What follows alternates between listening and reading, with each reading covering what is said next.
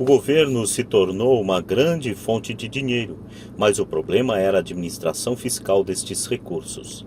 Na verdade, não havia recirculação. Em outras palavras, a política do governo, se você fosse um burocrata estatal, era evitar ter excesso de dinheiro. Se não conseguisse gastar a verba recebida, você se arriscava a perdê-la no próximo orçamento. Certamente, não haveria reconhecimento para você se fosse eficiente. Os homens de negócio, por outro lado, são recompensados pelo dinheiro que sobra e são reconhecidos por sua eficiência.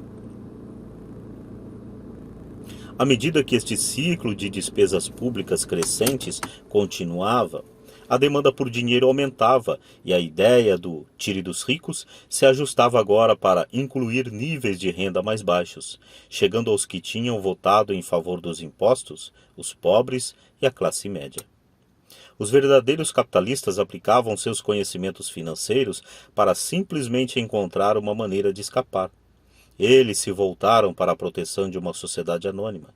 Uma sociedade anônima protege os ricos, mas o que muita gente desconhece é que uma sociedade anônima não é algo concreto, no sentido literal do termo. Uma sociedade anônima é algo simplesmente uma pasta de arquivo com alguns documentos legais, que descansa no escritório de um advogado e está registrada em um órgão público. Não é um edifício com o nome de uma empresa, não é uma fábrica ou um grupo de pessoas. Uma sociedade anônima é simplesmente um documento legal que cria um corpo jurídico sem alma. A fortuna dos ricos estava novamente protegida. Mais uma vez, as sociedades anônimas se tornaram populares depois que as leis do imposto de renda permanente foram aprovadas, porque a alíquota do imposto de renda sobre as sociedades anônimas era menor do que as vigentes sobre as pessoas físicas. Além disso, como foi mostrado anteriormente, certas despesas poderiam ser descontadas da renda tributável da sociedade anônima. Esta guerra entre os que têm e os que não têm se mantém há centenas de anos. É a turma do tire dos ricos contra os ricos. A batalha é travada sempre que são discutidas leis e continuará sempre. O problema é que as pessoas que perdem não têm informação. Se elas entendessem a maneira como os ricos jogam, também poderiam jogar. Então, estariam a caminho de sua independência financeira.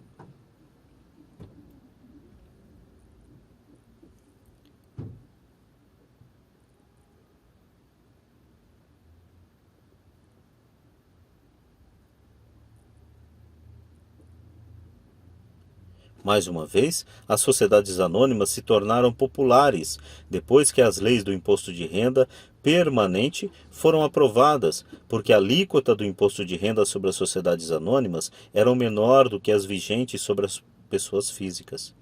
Além disso, como foi mostrado anteriormente, certas despesas poderiam ser descontadas da renda tributável da sociedade anônima.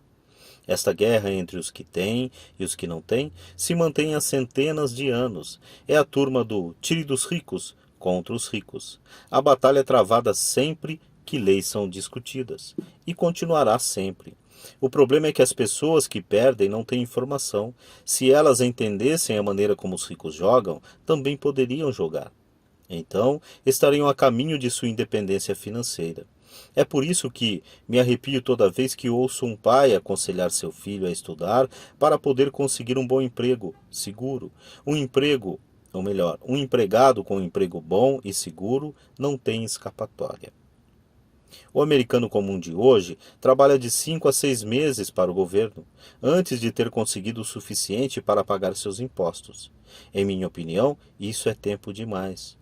Quanto mais arduamente você trabalha, tanto mais você paga ao governo. E é por isso que acredito que a ideia de tire dos ricos acaba sendo um tiro pela culatra para aqueles que a votaram.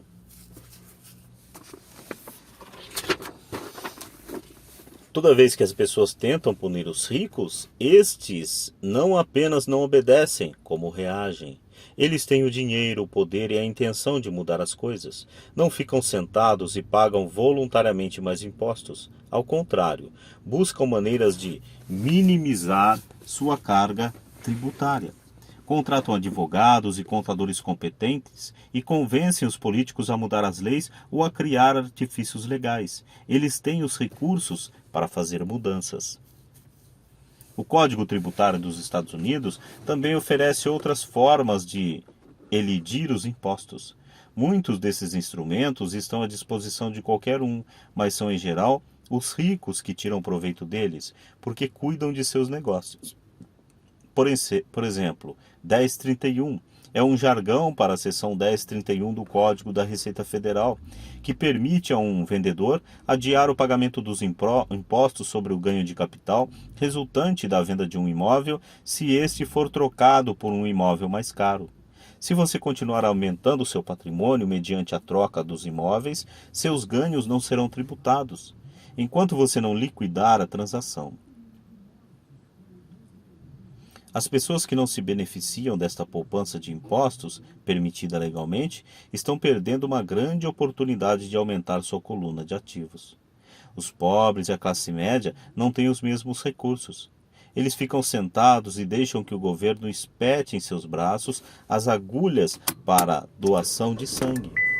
Atualmente, fico chocado com o número de pessoas que pagam mais impostos ou aplicam menos deduções, simplesmente porque têm medo do governo. E sei como um agente tributário do governo pode ser apavorante e intimidante. Tenho amigos cujos negócios foram fechados e destruídos, para só depois descobrirem que se tratava de um erro do governo. Eu percebi isso. Mas o preço de trabalhar de janeiro a meados de maio é um preço muito alto para essa intimidação. Meu pai pobre nunca se rebelou. Meu pai rico, este foi apenas mais esperto e usou as sociedades anônimas, o maior segredo dos ricos. Você lembrará a primeira lição que aprendi com meu pai rico. Eu era um garoto de 9 anos que teve que sentar e esperar até que ele resolvesse falar comigo. Frequentemente sentei em seu escritório esperando que ele me atendesse. Ele me ignorava propositalmente.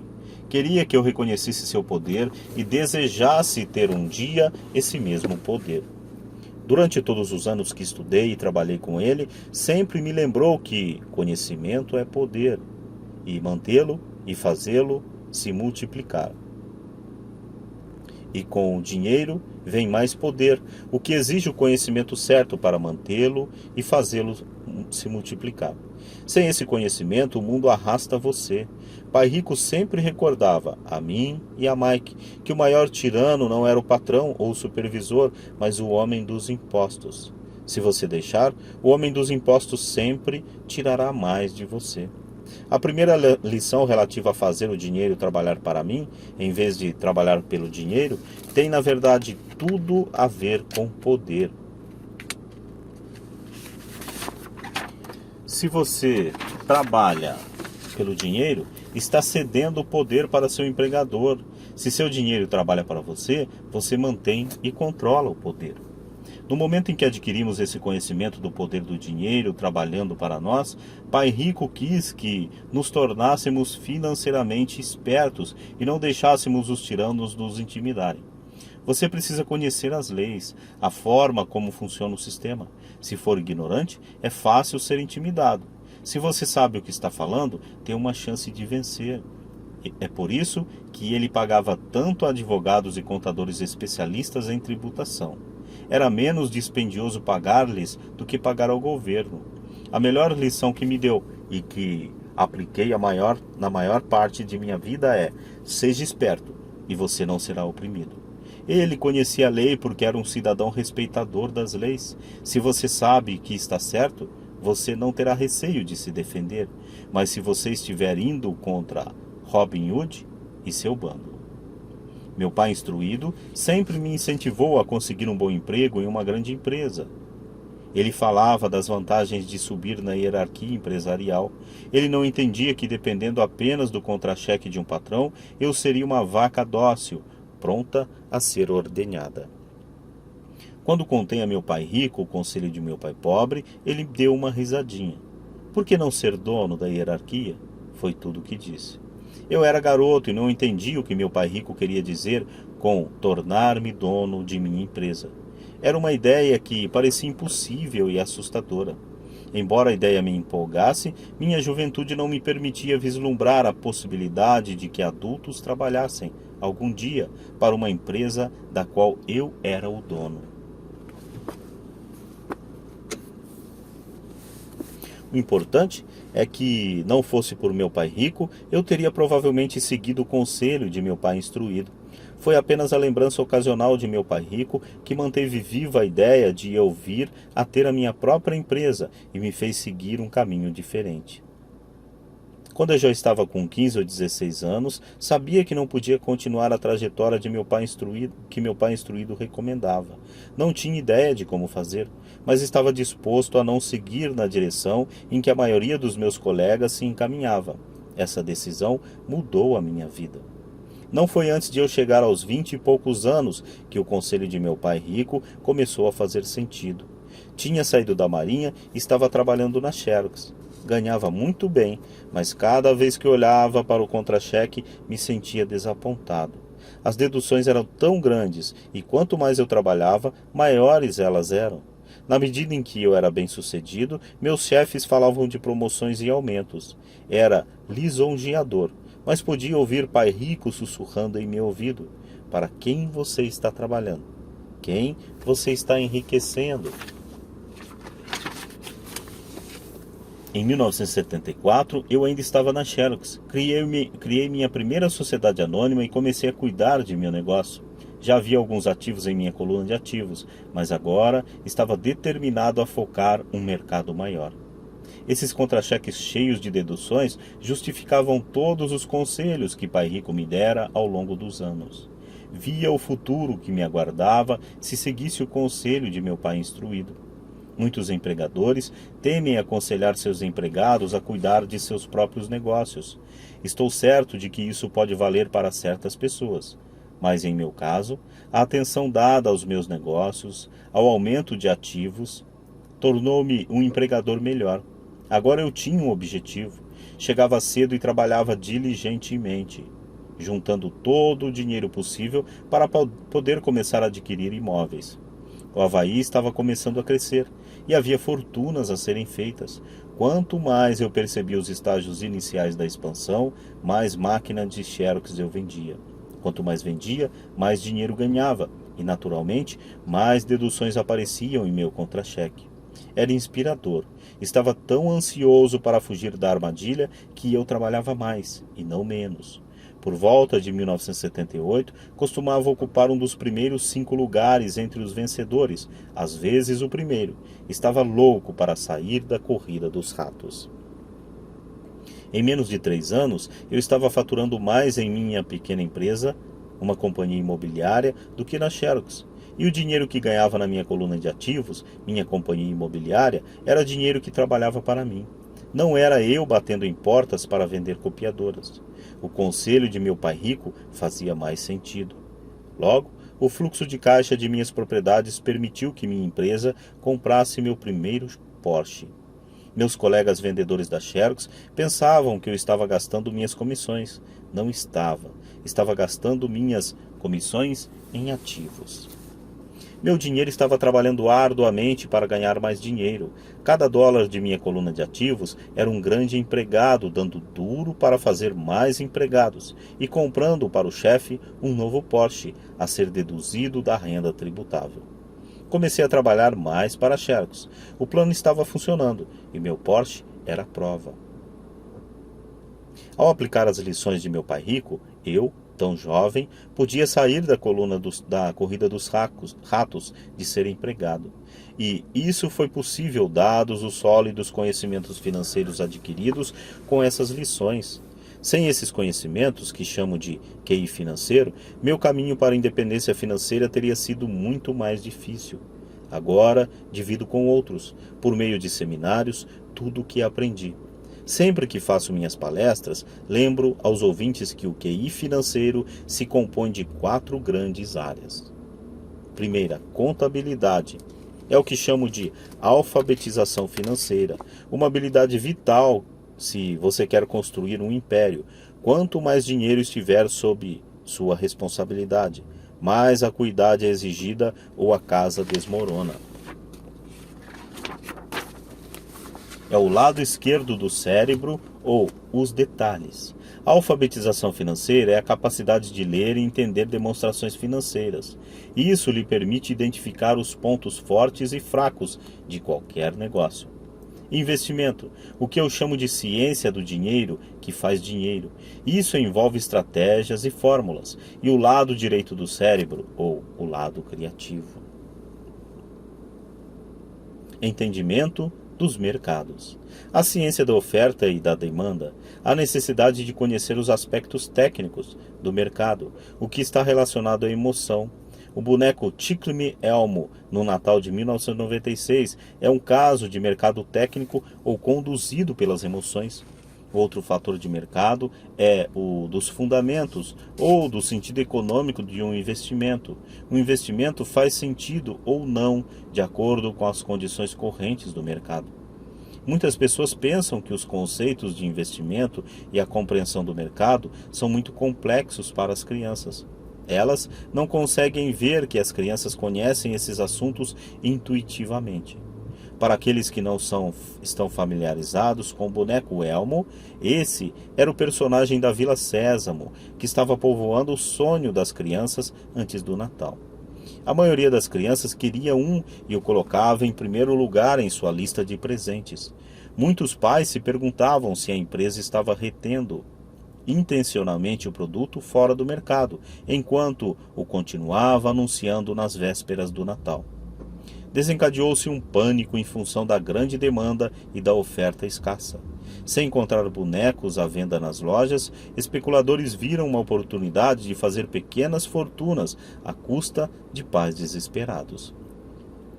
Os infelizes pais que não acharam o boneco foram forçados a comprar outros brinquedos. A incrível popularidade do boneco Elmo não fazia sentido para mim, mas serve como um excelente exemplo econômico de oferta e demanda. O mesmo pode ser dito dos mercados de ações, títulos, imóveis e cartões de beisebol. Lei. Por exemplo, utilizando uma sociedade anônima com os artifícios técnicos contábeis, o investimento e os mercados podem permitir um crescimento explosivo. Uma pessoa com conhecimento das vantagens tributárias e a proteção oferecida por uma sociedade anônima pode enriquecer muito mais rapidamente do que alguém que é simplesmente empregado ou proprietário único de uma empresa. É como a diferença entre andar e voar. A diferença é muito profunda quando se trata de riqueza no longo prazo.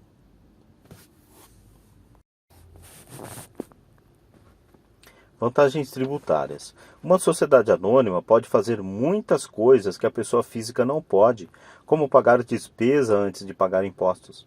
Isto é uma especialização muito empolgante, mas não necessária, a menos que você tenha grandes ativos ou uma empresa. Os empregados ganham e o imposto é descontado na fonte. Assim, eles têm que tentar sobreviver com o que sobra. Uma sociedade anônima fatura, gasta muito,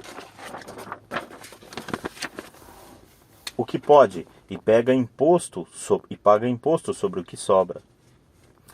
É uma das principais brechas tributárias que se valem os ricos.